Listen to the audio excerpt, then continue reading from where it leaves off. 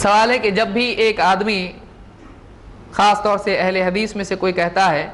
کہ یہ حدیث سنن ابی داؤد میں ہے، یہ نسائی میں وغیرہ وغیرہ، تو اس کے بعد وہ کہتا ہے کہ اس حدیث کو شیخ البانی نے صحیح کہا ہے،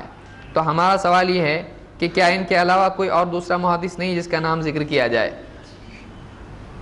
انہی کا نام کیوں؟ دیکھیے اس کی وجہ کیا ہے۔ شیخ الالبانی کی خصوصیات میں سے ایک بات یہ بھی ہے کہ شیخ الالبانی نے اپنی کتابوں میں اس بات کا اہتمام کیا کہ جس نتیجے پر وہ پہنچے ہیں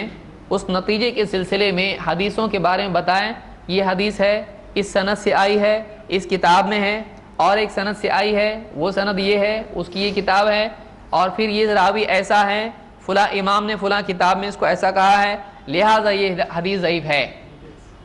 لہٰذا یہ حدیث صحیح ہے۔ تو انہوں نے اپنی پوری تحقیق لکھی ہے۔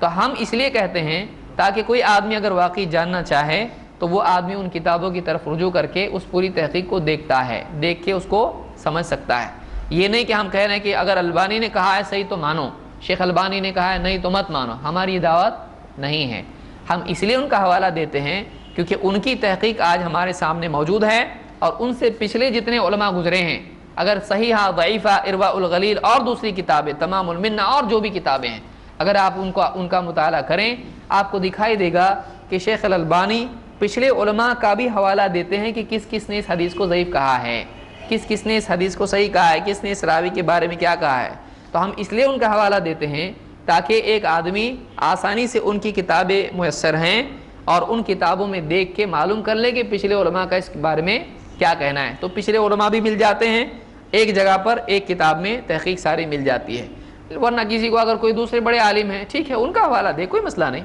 اگر کسی اور کتاب میں ایسی پوری تحقیق ہے اس کا حوالہ دے، ابن حجر کا حوالہ دے، وہ کتاب ملتی بھی نہیں ہے، اور بہت ساری دوسری کتابیں ہیں تو ان کا بھی حوالہ کوئی دے تو کوئی مسئلہ اس میں نہیں ہے۔ ہم یہ نہیں کہتے کہ شیخ البانی ہی کا حوالہ دینا چاہیے۔